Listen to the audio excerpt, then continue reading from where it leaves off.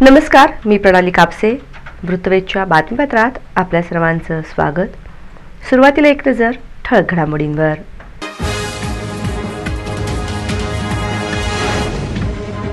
जिल्हा वार्षिक योजनेचा चालू आर्थिक वर्षाचा 745 कोटीचा निधी पूर्ण खर्च करावा.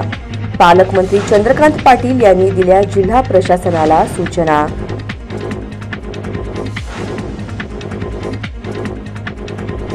लिमेवाडी परिसरात महापालिकेच्या पथकाने केली कारवाई. सुमारे 9 लाखांच्या थकबाकीपोटी गाळे केले सील.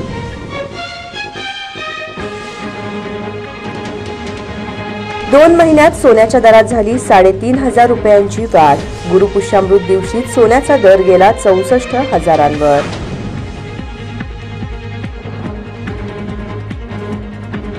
आणि राज्य उत्पादन शुल्क विभागाच्या पथकाने माळशिरस तालुक्यात केली कारवाई. 85,000चा देशी दारूचा साठा केला जप्त.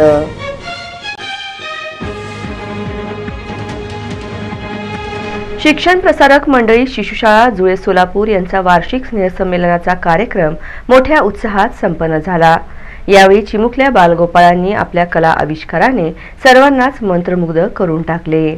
शिक्षण प्रसारक मंडळी पुणे संचलित जुळे सोलापूर शिशुशाळा यांचा वार्षिक स्नेहसंमेलन कार्यक्रम हुतात्मा स्मृती मंदिरात आयोजित करण्यात आला होता.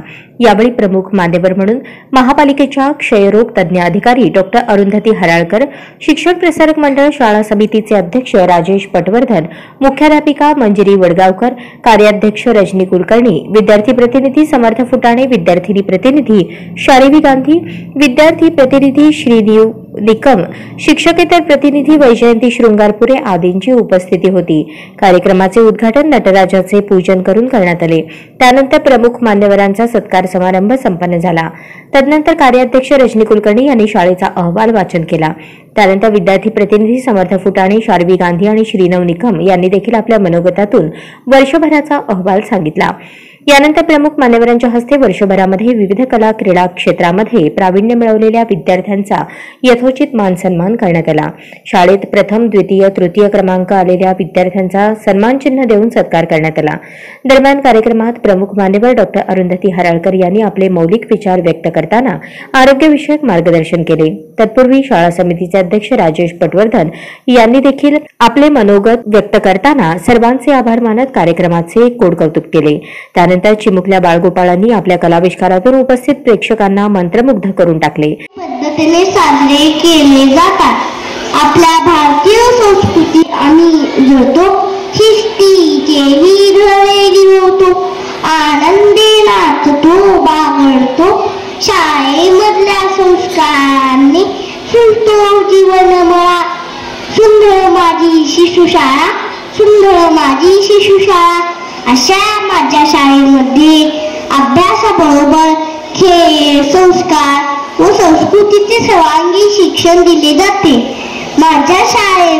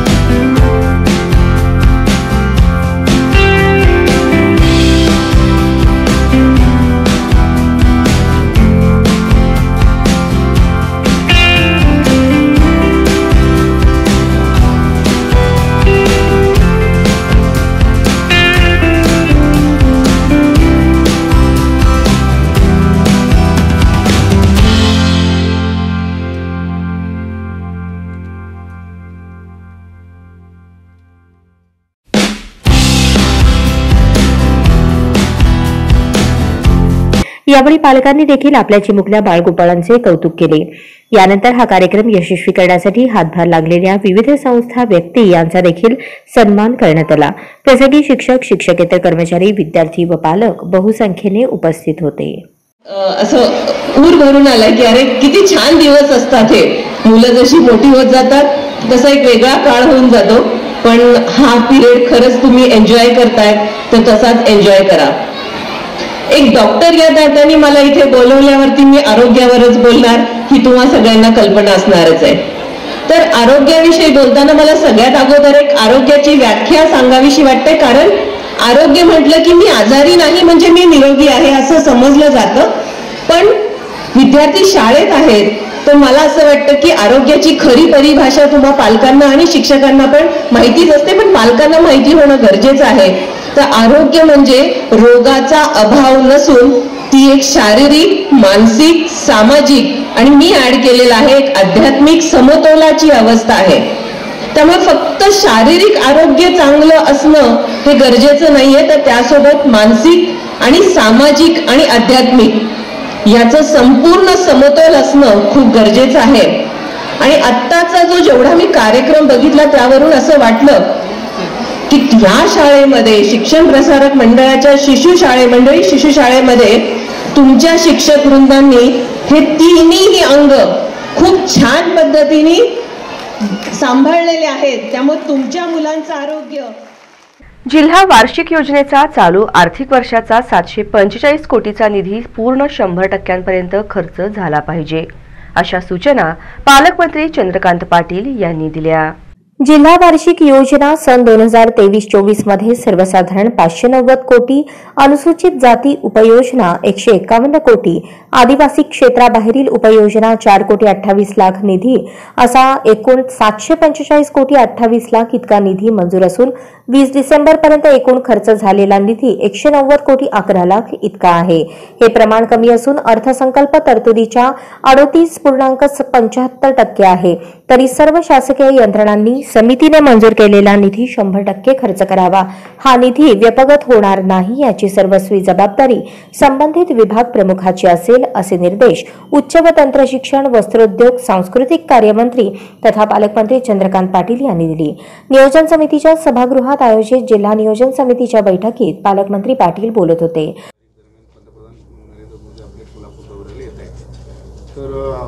सोलापूर जिल्ह्याचं जे येण्याची शक्यता आहे, अक्षता सोहळा वगैरे त्या दरम्यान होणार आहे की आपण जिल्ह्याच्या वतीने आपण काही निमंत्रण वगैरे देणार म्हणजे अक्षता सोहळ्याला उपस्थित करण्यात प्रामुख्याने आपल्या सोलापूर लोकसभा मतदारसंघाच्या खासदारांनी त्यांना ते निमंत्रण दिलं आहे। त्यांची इच्छाही आहे, परंतु आपल्या सगळ्यांना माहिती आहे की ह्या यात्रेला ज्या प्रकारची गर्दी होते त्यात पंतप्रधानांनी येणं हे सोयीचं आहे नाही, हे त्यांची सुरक्षा यंत्रणा विचार करते। नाही म्हणून म्हटलं की तुमच्याकडूनच मला कळत आहे की ते येण्याची शक्यता निर्माण झालेली आहे। जे न देखे रवी ते देखे पत्रकार असं आहे, पण यायला पाहिजे असं मलाही वाटतं। आणि त्यामुळे मी आज संध्याकाळी त्यांच्या सगळ्या ऑफिसशी जे पुण्याला कलेक्टर होते ते त्यांच्या PM ऑफिसमध्ये आहेत, त्यांना मगाशी फोन केला, त्यांनी उचलला नाही, कुठेतरी मिटिंगमध्ये असतील। त्याच्या व्यतिरिक्तही बऱ्याच जणांना मी विचारू शकतो PM ऑफिसमध्ये, तर चौकशी करतो। पण दुसऱ्या बाजूने भाविकांचा सुद्धा मग मोठा प्रॉब्लेम होईल असं माझं मत आहे, कारण गर्दी असते, पंतप्रधानांची सुरक्षा खूप कडक असते आणि त्यामुळे मग इकडूनच जाऊ नका, तिकडूनच जाऊ नका, हे रस्ते बंद, ते रस्ते बंद। पण स्वतः माननीय पंतप्रधान महोदयांची सिद्धेश्वराचं दर्शन घेण्याची खूप दिवस इच्छा आहे। एखाद्या वेळेस आम्ही त्यांना असा निर्णय त्यांनी करायचा आहे त्यांच्या सुरक्षेने, पण एखाद्या आम्ही असा प्रस्ताव सुचवू की ही गर्दी संपू दे आणि मग तुम्ही आला तर ते 10,000 घरांचं लोकार्पणही करायचं आहे। हां, प्रामुख्याने तो विषय त्यांच्या येण्यातला आहे आणि सिद्धेश्वराचं दर्शनही घ्यायचं आहे। मागच्या वेळी आला तर त्यावेळी म्हणलं की मिलेट सेंटरचं GR नंतर मिलेट सेंटर अद्याप तो GR मला मी आज पेपरला वाचलं, मी सकाळी कुठल्याही शहरामध्ये येण्यापूर्वी त्या शहरामध्ये काय काय प्रश्न उपस्थित होतील त्याचा अभ्यासच करून येतो। त्याप्रमाणे तुम्ही लावलेली बातमी वाचली। मी असं म्हटलं की त्याचं प्रशिक्षण केंद्र बारामतीला गेलं, ते प्रशिक्षण केंद्र इथे करण्यासाठी 6 कोटी रुपये लागतील असं हैदराबादच्या एजन्सीचं म्हणणं आहे। ते 6 कोटी त्या हैदराबादच्या एजन्सीला मी म्हणणार आहे की आम्ही जिल्हा नियोजनमधून देतो बारामतीचं केंद्र बारामतीला राहू देत, आम्हाला तुम्ही नवीन केंद्र द्या. याचं वेगळं GR निघण्याचं काही कारणच नाही. म्हणजे ह्या बजेटमध्ये तरतूद केली आहे? नाही, आम्ही आमच्याकडे तेवढे पैसे नियोजनमध्ये आहोत. आता आम्ही डिसेंबर संपला की नाही, आता आम्ही प्रत्येक हेडला चौकशी करणार की पैसे काय उरले आहेत. तो म्हणतो नाही, हे खर्च होणार नाही. मग त्याला म्हणतात रिअलोकेशन. ते पैसे आम्ही काढू. आजच त्यातले 20 कोटी हाताशी आले, जानेवारी एंडला आणखीन येतील. आणि त्यामुळे आपल्याला हैदराबादची एजन्सी जे एस्टिमेट देईल त्या एस्टिमेटप्रमाणे आम्ही प्रशासन म्हणून बसून निर्णय करू. दररोज पाणी पुरवठा होईल किंवा नाही, आता हा उड्डाणपुलाचा विषय संपला का? उड्डाणपुलाचा विषय संसद बांधून तयार झाला, पण आपलं उड्डाण नाही, असं आहे की ॲक्विजिशन कसं आहे, या देशातला सगळ्यात मोठा प्रॉब्लेम धरणं घ्या, रस्ते घ्या, ब्रिजेस घ्या, सगळा जो प्रॉब्लेम आहे तो ॲक्विजिशनचा आहे. मग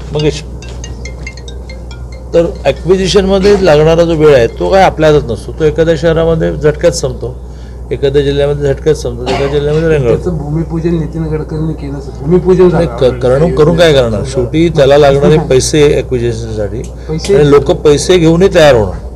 आणि त्यामुळे आता बऱ्यापैकी टप्प्यात आलं आहे. आता पाण्याचा विषय, पाण्याचा विषय पालकमंत्री होऊन गेले सर आजपर्यंत.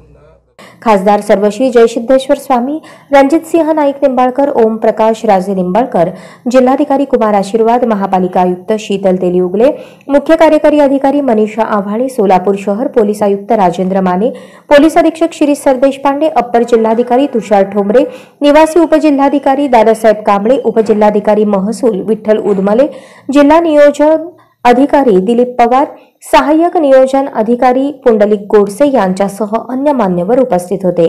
प्रारंभी जिल्हा नियोजन अधिकारी दिलीप पवार यांनी जिल्हा वार्षिक योजना सन 2023-24चा 20 डिसेंबर 2023 अखेर झालेला खर्च तसा 2024-25चा प्रारूप आराखड्याची माहिती बैठकीत सादर केली. सहाय्यक जिल्हा नियोजन अधिकारी पुंडलिक गोडसे यांनी आभार मानले. लिमेवाडी परिसरात महापालिकेच्या पथकाने कारवाई केली. येथील महादेव दत्तू गायकवाड यांच्या 8,96,221 इतक्या थकबाकीपोटी गाळे सील केले आहे. महापालिका मिळकत कर वसुली पथकाकडून लिमयेवाडी परिसरात मिळकत कर थकबाकीपोटी 2 गाळे सील करण्यात आले आहेत. दरम्यान दिवसभर उच्चांकी असा 4,30,68,910 रुपये मिळकत कर भरणा झाला आहे. महापालिकेच्या मिळकत कर अभय योजनेस अवघ्या आता 3च दिवस शिल्लक राहिले आहेत. सोलापूर महापालिका आयुक्त शीतल तेली उगले यांच्या आदेशानुसार उपायुक्त आशिष लोकरे यांच्या मार्गदर्शनाखाली महापालिका मिळकत कर संकलन विभागाचे अधीक्षक युवराज गाडेकर यांच्या माध्यमातून विविध पथकांद्वारे मिळकत कर थकबाकी वसुली आणि थकबाकीदारांविरोधात कारवाईची मोहीम सुरूच आहे. दरम्यान लिमयेवाडी परिसरात महापालिकेच्या पथकाने कारवाई केली. येथील महादेव दत्तू गायकवाड यांच्या 8,96,221 इतक्या थकबाकीपोटी गाळे सील केले आहेत. महापालिकेच्या मिळकत कर अभय योजनेची मुदत 31 डिसेंबर 2023 पर्यंत आहे. यासाठी अवघे 3 दिवस राहिले आहेत. अभय योजनेअंतर्गत कर भरणा करण्यासाठी नागरिकांचा चांगला प्रतिसाद दिसून येत आहे. महापालिकेच्या विविध कर संकलन केंद्रावर मिळकत कर भरण्यासाठी मिळकतदारांची गर्दी दिसून आली. यामुळे दिवसेंदिवस कर भरण्याच्या रकमेत वाढ होत आहे. दरम्यान महापालिकेच्या मिळकत कर अभय योजनेची मुदत 31 डिसेंबर रोजी संपत आहे. शहरातील मिळकतदारांनी कटू कारवाई टाळण्यासाठी आपला कर भरून महापालिका प्रशासनास सहकार्य करावे असे आवाहन उपायुक्त आशिष लोकरे यांनी केले आहे. विजापूर रोड येथील श्री ब्रह्मचैतन्य मंदिरात श्रीराम जन्मभूमी अयोध्या तीर्थक्षेत्र मंगल कलश पूजा भक्तिमय वातावरणात संपन्न झाली. विजापूर रोड येथील श्री ब्रह्मचैतन्य मंदिरात श्रीराम जन्मभूमी अयोध्या येथून आलेल्या अक्षता कलशाचे मोठ्या भक्तिभावाने स्वागत करण्यात आले. फुले हार घालून या कलशाचे विधिवत पूजन करण्यात आले. यावेळी जय श्रीराम या जयघोषाने मंदिर परिसरात प्रसन्न वातावरण निर्माण झालेले पाहावयास मिळाले.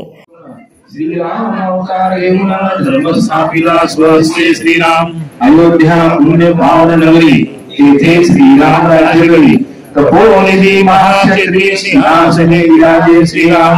शेषे धरिले छत्र भरत शत्रुघ्न करती चामर भक्त पासकी वारंवार जय श्रीराम.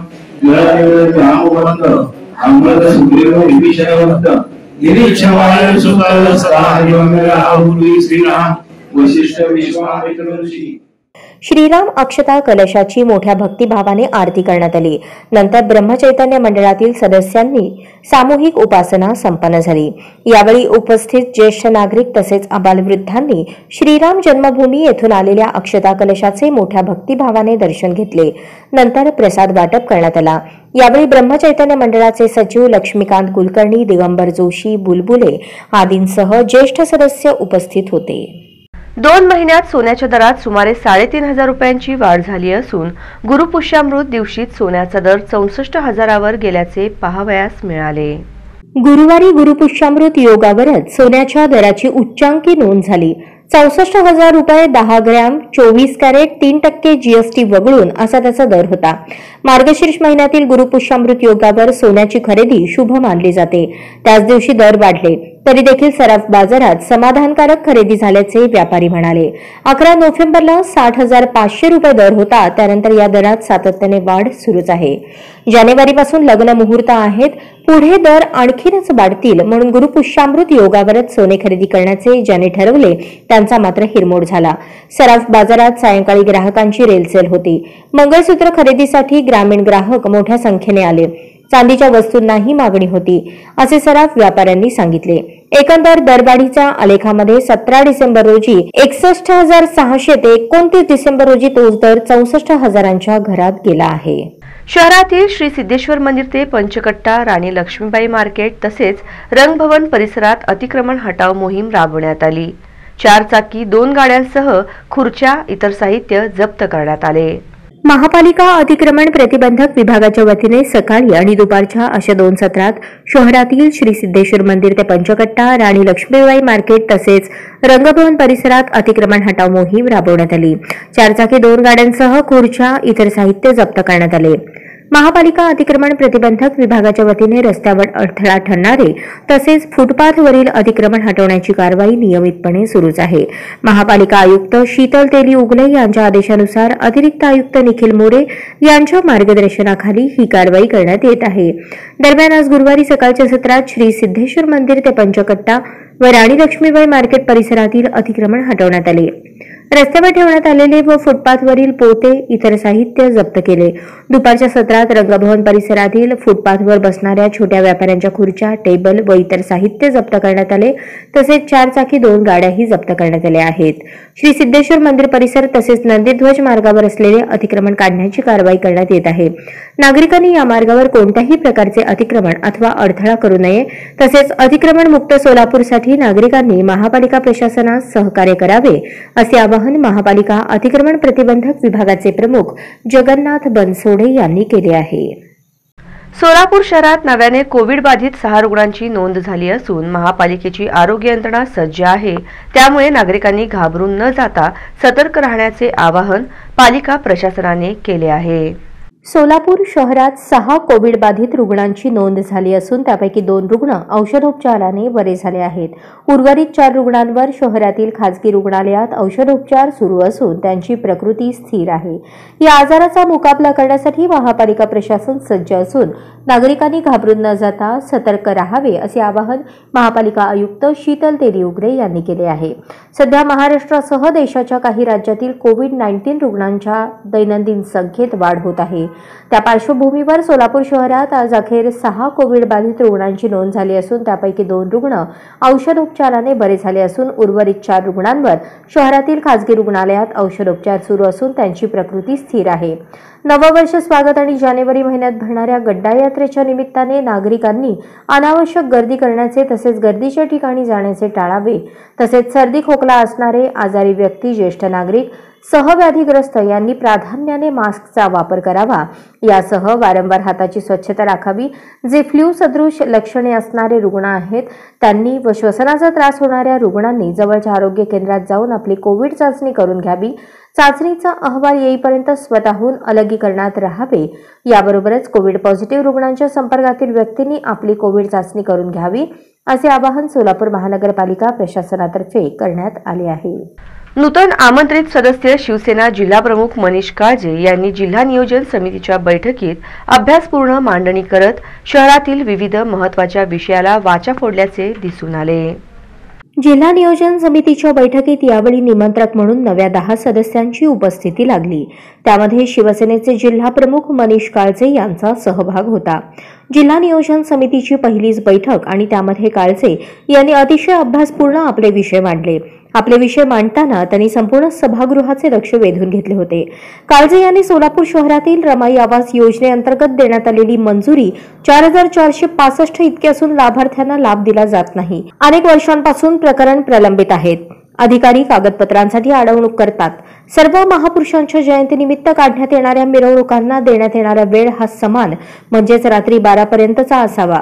सोलापूर जिल्ह्यातील ई महासेवा केंद्र जे 5 वर्ष जुने आहे त्यांच्या परवानग्या या रद्द करण्यात आल्या आहेत, त्या पूर्ववत सुरू कराव्यात.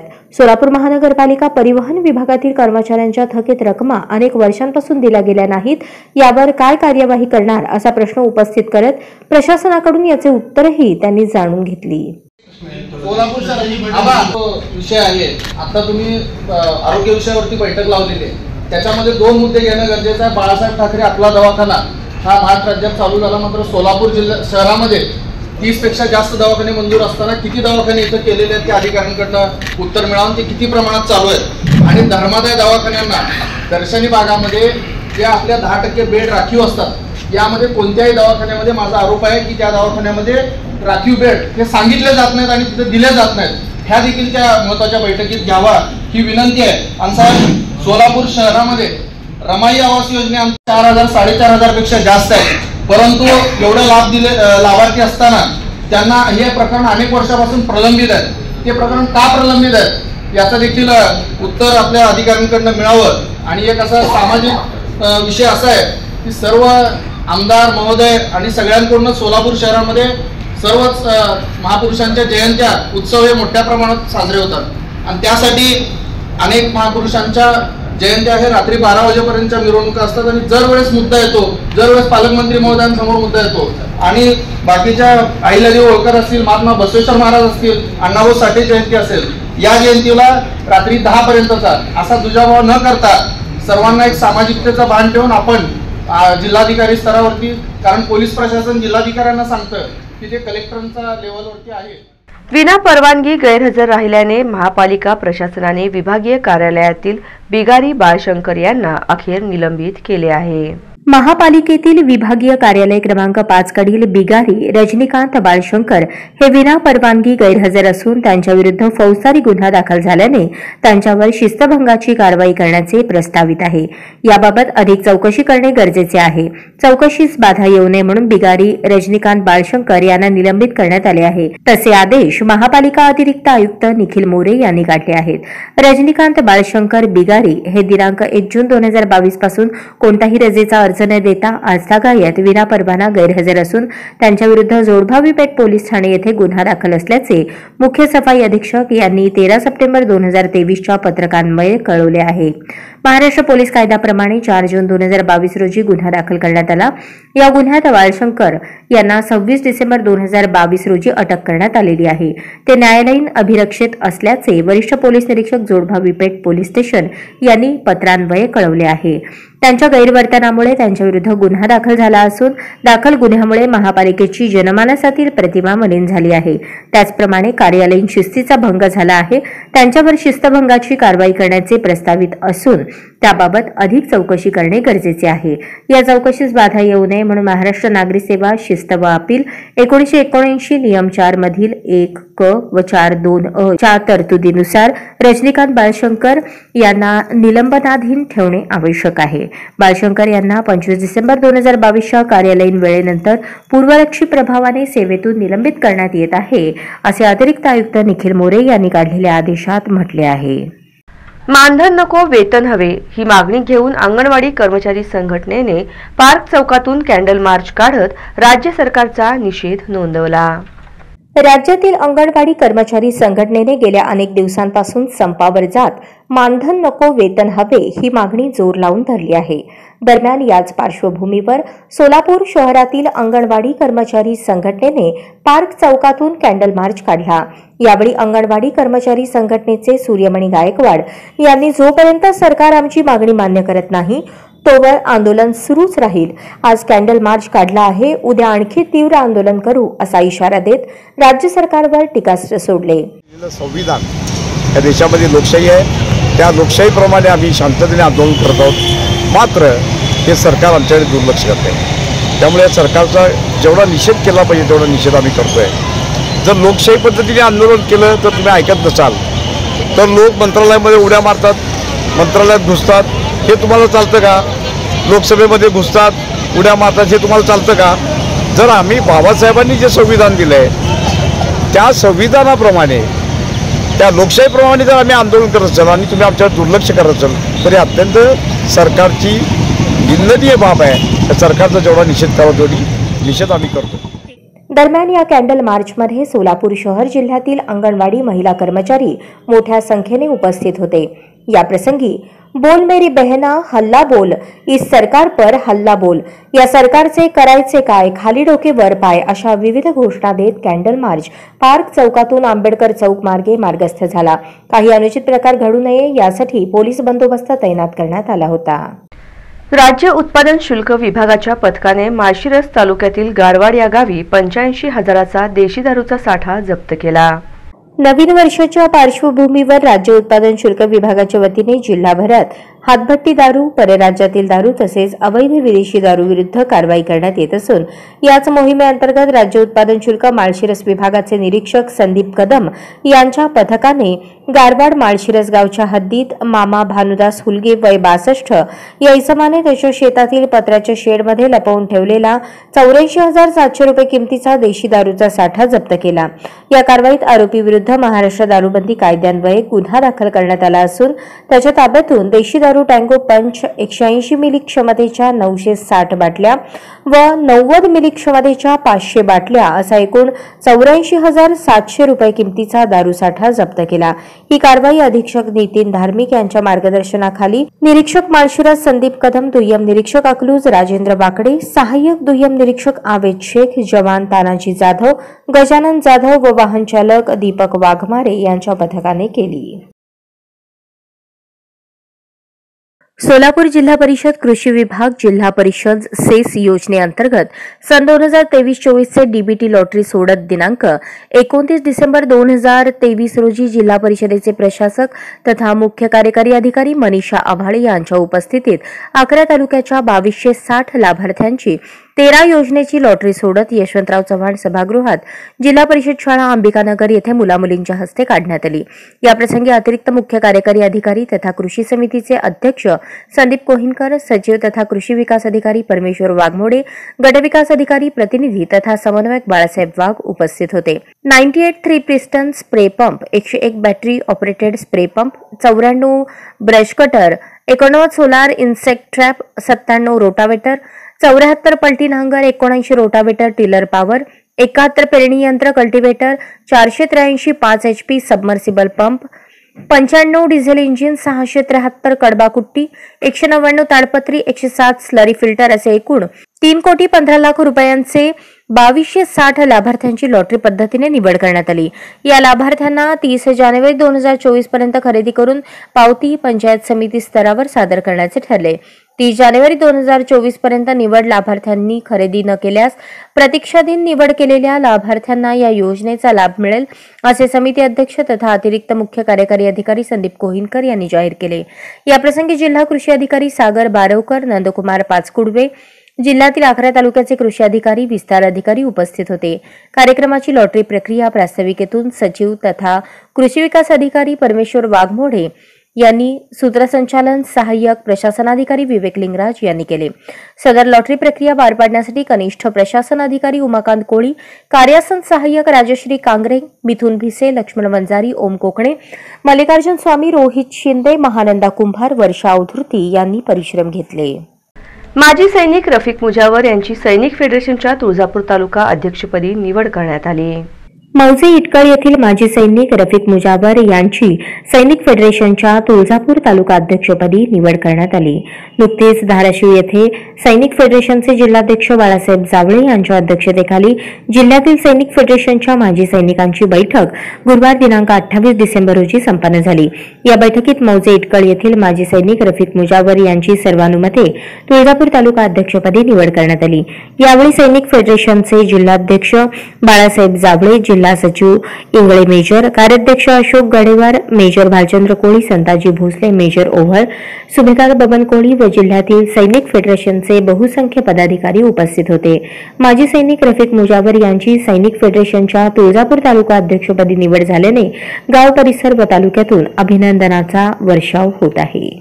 भाजपा अल्पसंख्याक मोर्चा जिंतूर तालुक्याची कार्यकारिणी जाहीर करण्यात आली. परभणी जिल्ह्याचे लोकनेते, लोकसभा निवडणूक प्रमुख माजी आमदार रामप्रसाद बोर्डीकर यांच्या मार्गदर्शनाखाली व कार्यसम्राट आमदार मेघना साकोरे बोर्डीकर यांच्या नेतृत्वाखाली 28 डिसेंबर रोजी मेघना साकोरे बोर्डीकर, जिल्हा उपाध्यक्ष लक्ष्मण बुधवंत, जिंतूर विधानसभा प्रमुख डॉ पंडित दराडे, माजी नगराध्यक्ष सचिन उर्फ मुन्ना भैया गोरे, भाजपा अल्पसंख्याक मोर्चा परभणी जिल्हाध्यक्ष मतीन तांबोळे यांच्या प्रमुख उपस्थितीत भारतीय जनता पार्टी अल्पसंख्याक मोर्चा जिंतूर तालुक्याची कार्यकारिणी जाहीर करण्यात आली.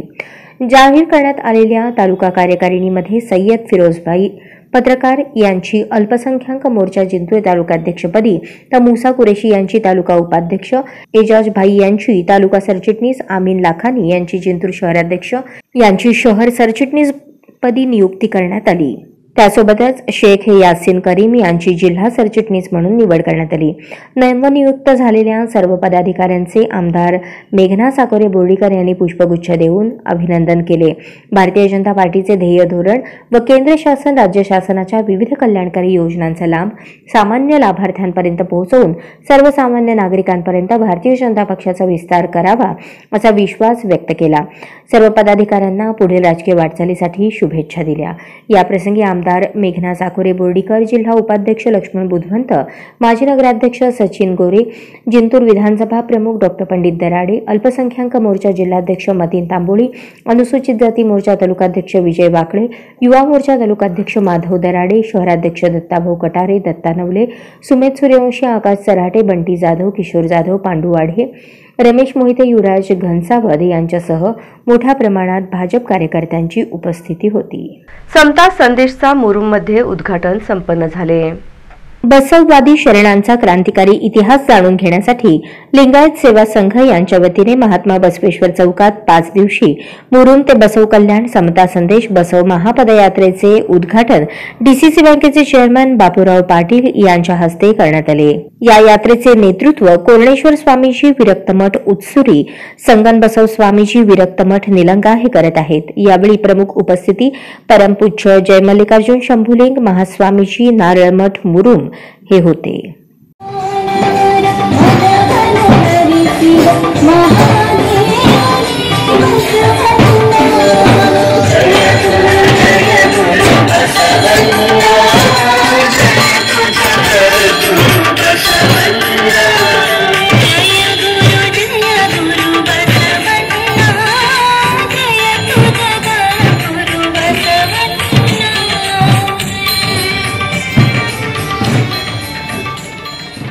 बातमीपत्राच्या शेवटी पुन्हा एक नजर ठळक घडामोडींवर.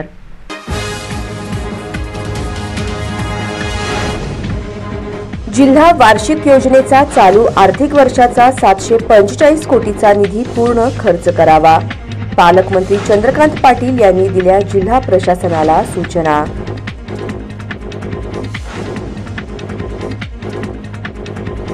लिमेवाडी परिसरात महापालिकेच्या पथकाने केली कारवाई. सुमारे 9 लाखांच्या थकबाकीपोटी गाळे केले सील.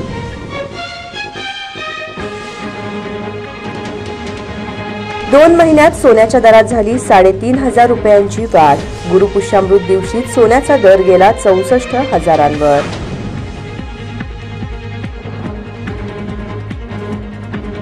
आणि राज्य उत्पादन शुल्क विभागाच्या पथकाने माळशिरस तालुक्यात केली कारवाई. 85,000चा देशी दारूचा साठा केला जप्त.